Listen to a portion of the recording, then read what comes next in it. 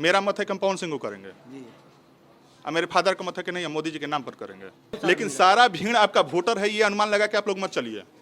NDA का जो प्रत्याशी है, चाहे वोटर जो उनके हैं एनडीए के, वही पवन सिंह के वोटर हैं। तो हो सकता है दो पार्टी में वोट बढ़ जाए और इसका मजा तीसरा ले ले। काराकाट क्षेत्र से 3 प्रत्याशी चुनाव लड़ रहे हैं, पवन सिंह जी, राजाराम जी और उपेंद्र कुशवाहा जी। क्या लगता है इस बार क्या माहौल बनेगा काराकाट क्षेत्र में? देखिए, माहौल अभी कहा नहीं जा सकता है। जी जैसे हम लोग जो हैं वो हम लोग एनडीए को वोट करते जी। हैं, शुरू से ही एनडीए को करते हैं। जी और ये सच है कि अभी तक जो हमारे सांसद जी हैं जी। अभी तक कोई काम नहीं किए हैं। उपेंद्र कुशवाहा जी। हाँ, सांसद। तो एक वर्ग ऐसा है जो इनको परिवर्तित करना चाह रहा है, जी लेकिन दूसरा बहुत बड़ा वर्ग ये भी है जी जो मोदी के नाम पर वोट करना चाह रहा है। जी जी, बिल्कुल सही, बिल्कुल राइट बात बोले आप।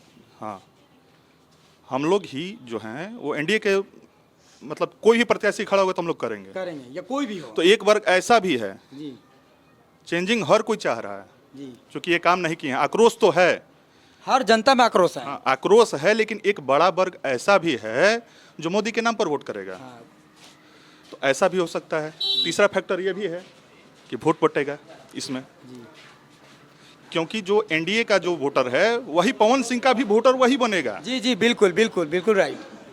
तो हो सकता है दो पार्टी में वोट बढ़ जाए और इसका मजा तीसरा ले ले। तीसरा ले लें, तीसरा ये मत भी हो सकता राजाराम है। जी। ये बोलने का जरूरत नहीं है, आप समझ जाइए, हिंट से समझिए इसको।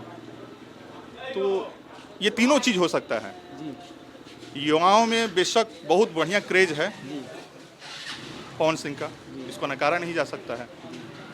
हाल ही फिलहाल में पवन सिंह जी आए थे 23 तारीख को। हाँ, आए थे, लेकिन एक वर्ग हम आपको वही बता रहे हैं ऐसा भी है जो मोदी के नाम पर भी वोट करेगा। जी। बहुत बड़ा वर्ग है ये।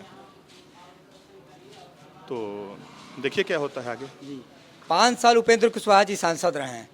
काराकाट क्षेत्र में मैं मंथन किया है, सभी लोगों का एक ही जुबान पे नाम है, वो काम नहीं किए हैं। आक्रोश है उनके प्रति, जी लेकिन एक बहुत बड़ा वर्ग ऐसा है जी जो मोदी के नाम पर वोट करेगा। जी, मेरे ही घर में हम लोग 3 या 4 आदमी हैं 6 आदमी हैं। जी और चारों आदमी का 2 वोट मत है।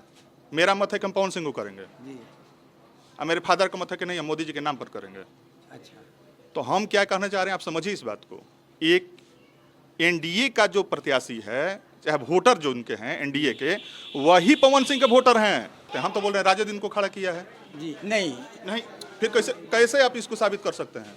कैसे? ये पवन सिंह राजद लिख सर, के राजद खड़ा नहीं, करता। नहीं, पवन सिंह ये घोषणा पत्र में अपना लिख के दे सकते हैं जी, कि हाँ हम जीतेंगे तो हम एकदम कंफर्म है कि बीजेपी को सपोर्ट करेंगे। जैसे कि पब्लिक अनुमान लगा रही है सर। अरे सर, तो अनुमान के आधार पर कुछ नहीं ना होता है। जी, अनुमान तो हम लोग भी लगाए थे कि हम लोग इनको जिताएंगे तो बहुत बढ़िया काम करेंगे। उपेंद्र कुशवाहा जी। हाँ, किए नहीं किए।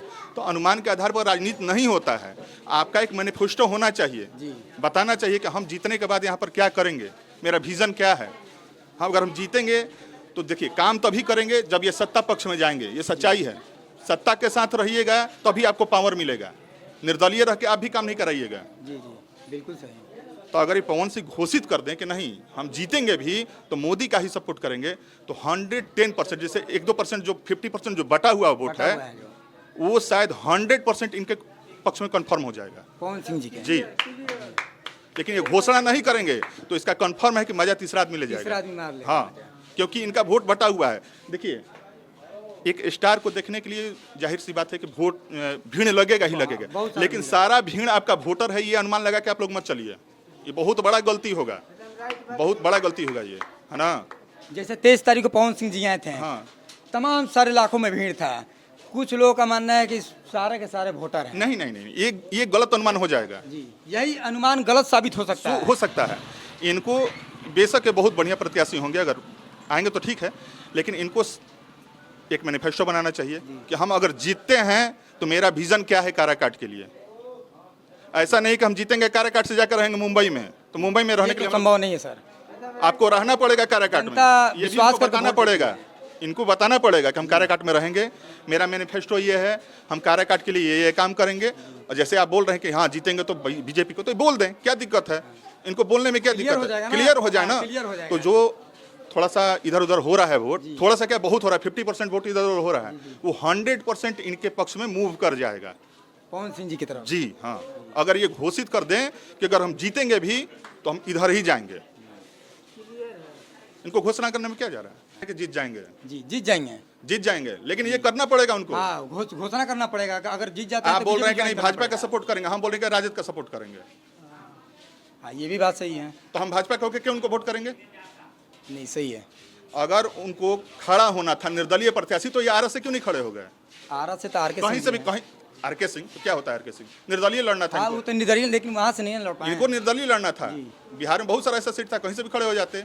ये खड़ा हुए हैं उपेंद्र जी के ओपोजिशन। हाँ, जी। ठीक है, तो इनको ये चीज बताना पड़ेगा। ठीक है, क्योंकि आदमी के संशय यहीं से हो रहा है कि कहीं इनको राजद तो नहीं खड़ा किया है उपेंद्र जी का वोट काटने के लिए। बात समझिए क्या बोल रहे हैं, सबके मन में आएगा, क्योंकि ये वोट काट रहे हैं एनडीए प्रत्याशी का। जी, जी। साफ साफ। इनका वोट काटा हुआ कहीं ना तो कहीं तीसरा भाजपा की मजा मार भाजपा देगा। तो खड़ा करेगा नहीं अपने प्रत्याशी का वोट काटने के लिए।